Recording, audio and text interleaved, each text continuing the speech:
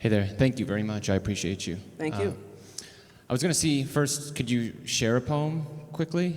I don't know if you've got a minute or two or three, but I would love to hear that. And then second, just contemporary artists that you look up to or think are doing good work. Awesome, thank you. I might share a poem. I have conflicts about sharing poems in certain spaces. Maybe, I'll think about it. Two, yes. Ha.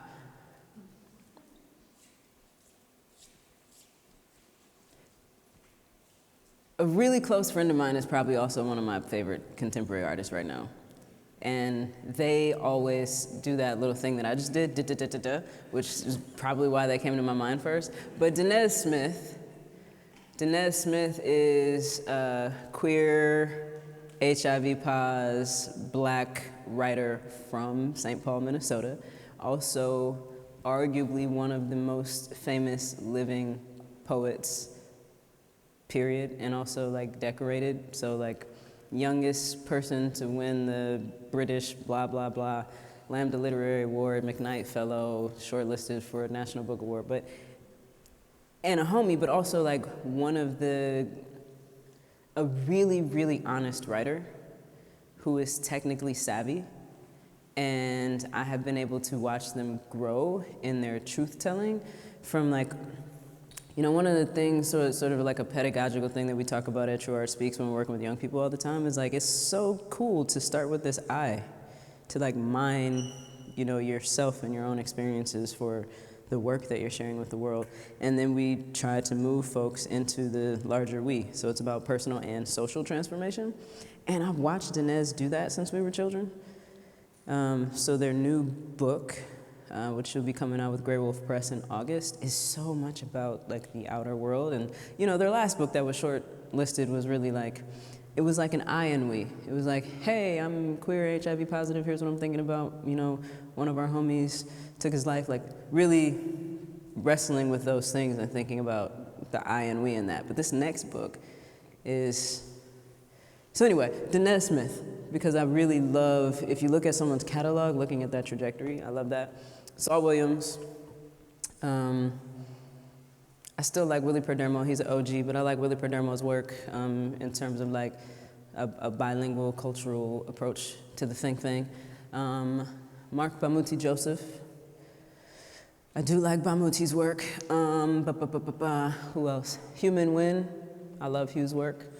I like Sam Sachs's work. Fatima Ashgar.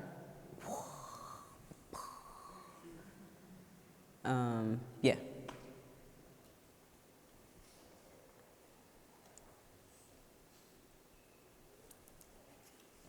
I love that. 3 people right next to each other. Did you guys plan that? Hi, everybody. I'm Anahita Champion. I may have seen you in January. Oh, thank you. That's my sister Tish, so I'm just going to speak right to you, honey. Okay, you have traveled a lot, girlfriend. Yeah. I love your passion for what you do. Thank you. And I would love to know if you can share, like, or a trip experience that spoke out to you that totally, like, blew your mind with cultural relevance to what you do. Great question. It's like an insider question. Okay, Cuba. I mean, she did go to Cuba with my husband, but that's all good. Yeah. Cuba. I just got back from Cuba. And that trip blew my mind. It was beautiful. But so we took a delegation of folks from True Art Speaks as well as a partner organization that we work with on this cultural immersion and exchange trip. That's a part of the work. And it blew my mind for a million different reasons, but I think what I'll say right now is to go to Alemar, Cuba, was very similar to being in the Bronx, New York.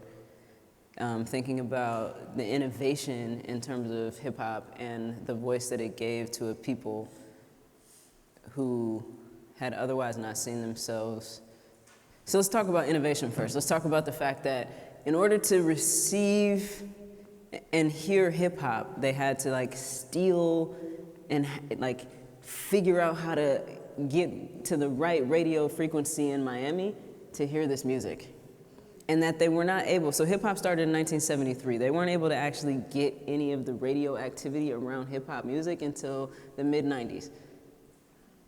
So they were 20 plus years behind when they first heard hip hop. So it's also like the hip hop they heard, they were like coming out of this, you know, Black Power era into a gangster rap era. So it was like this hybrid, you know, Black powerful gangster shit that they were listening to, right? So it was like mad aggressive, but also like empowering.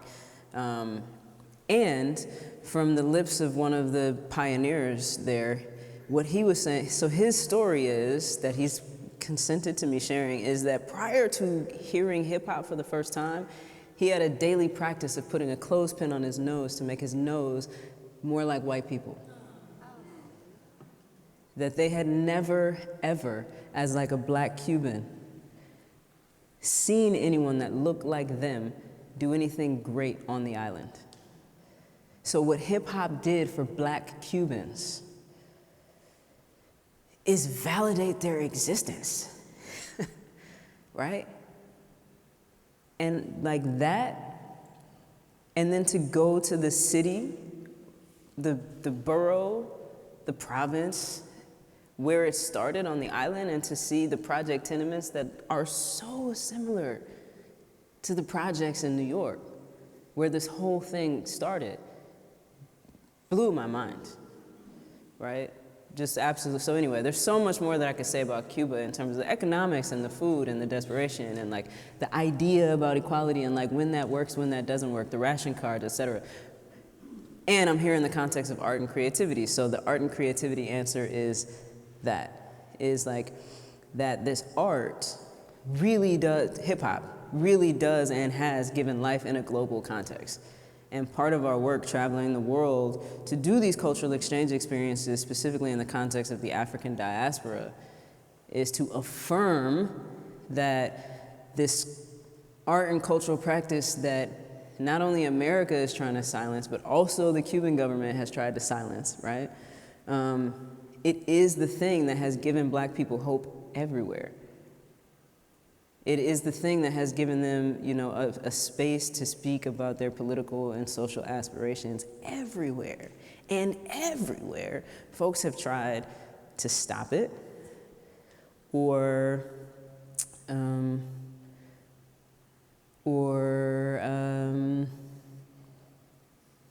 commercialize it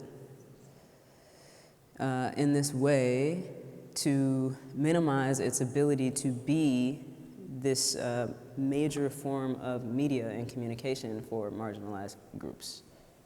Yeah, good question. Thank you for asking. Boom. Hi, I'm Heather Olson.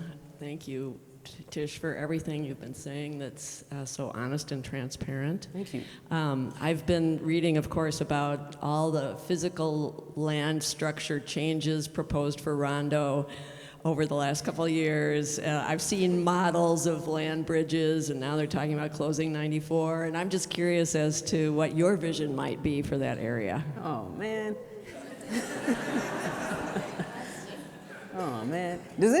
Has anyone, this is a weird question to ask too, does anyone already know the answer to that question?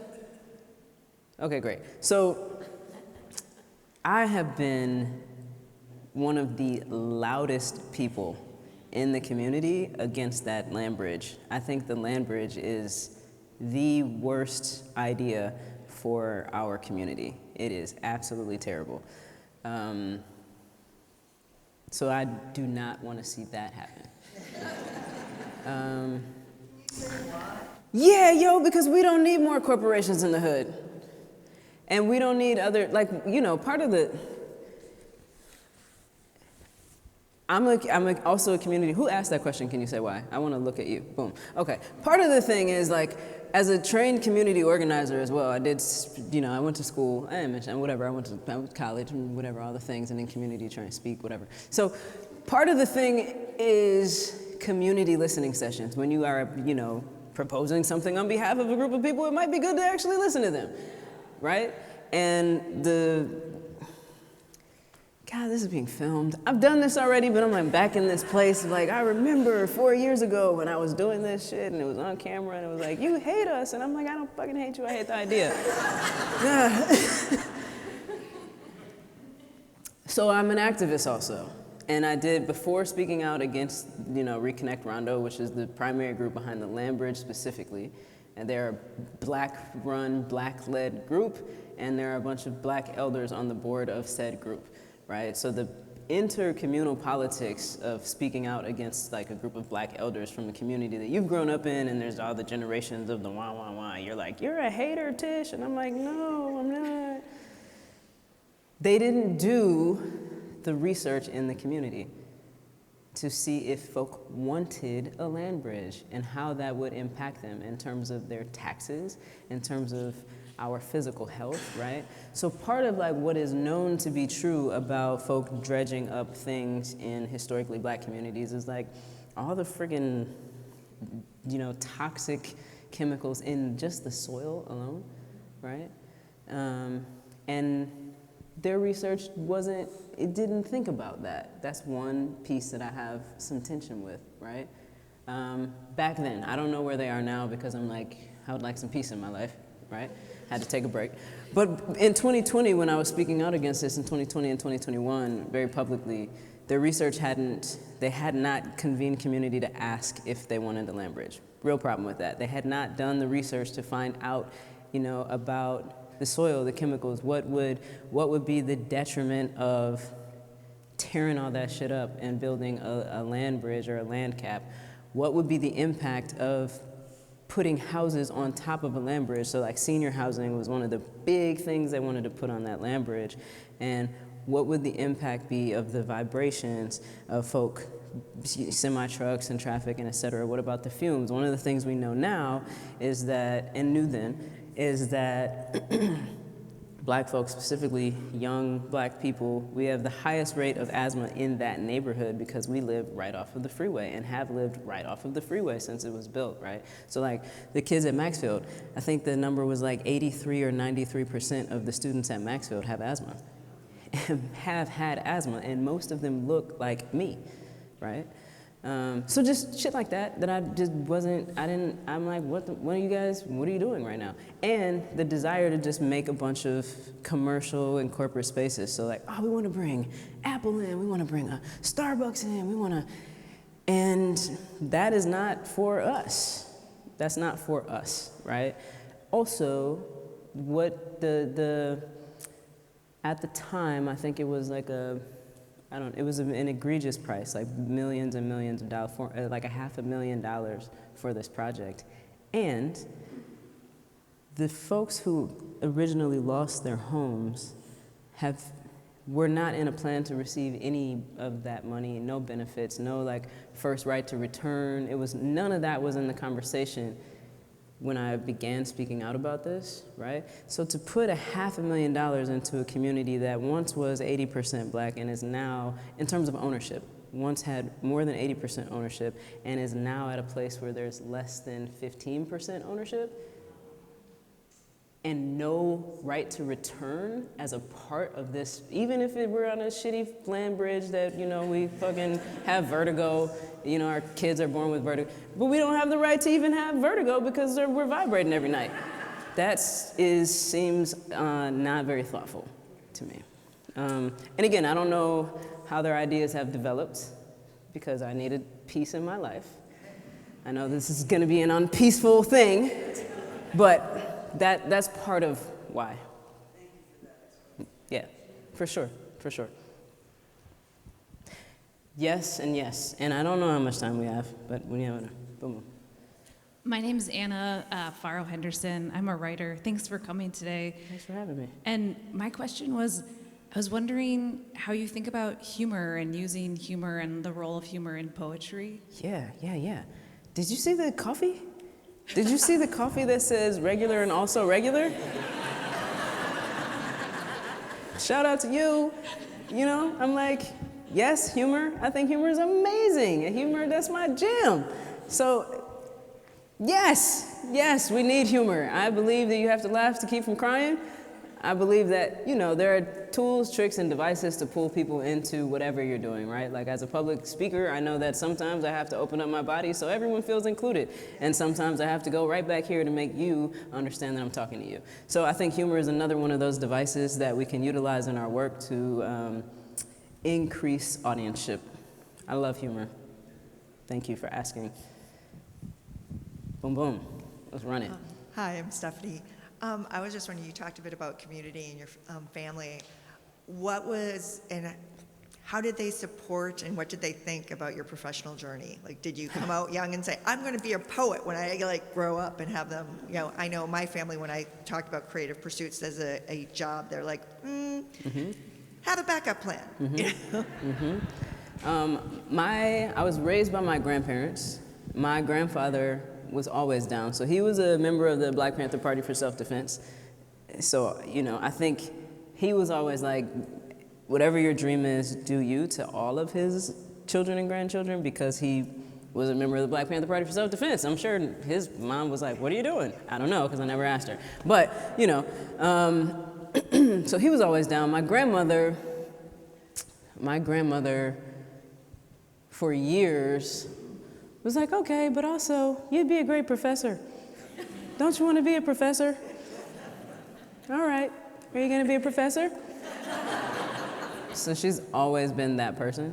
And then I think in the many different things that happened over the years, she's like, oh, you're really doing this, is great. Congratulations, you're really an artist. You can, and still sometimes she says, you'd be a great professor.